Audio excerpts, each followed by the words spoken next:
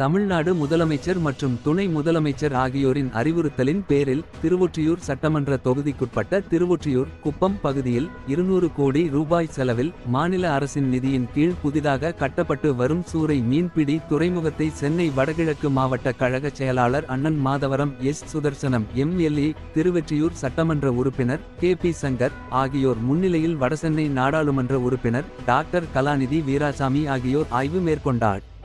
மேலும் தற்போது நடைபெற்று வரும் பணிகளை விரைந்து முடிக்க மீன்வளத்துறை அதிகாரிகளிடம் நாடாளுமன்ற உறுப்பினர் டாக்டர் கலாநிதி வீராசாமி அவர்கள் வலியுறுத்தினார். இந்த ஆய்வில் மண்டல குழு தலைவரும் கிழக்கு பகுதி கழக செயலாளருமான அண்ணன் தி. மு. தனியரசு, மேற்கு பகுதி கழக செயலாளர் அண்ணன் வைமா அருள்தாஸ், மாவட்ட அவை தலைவர் அண்ணன் குறிஞ்சி கணேசன் மற்றும் பகுதி கழக நிர்வாகிகள், வட்ட கழக நிர்வாகிகள், உள்ளாட்சி பிரதிநிதிகள், மீன்வளத்துறை அதிகாரிகள் உடனிருந்தனர்.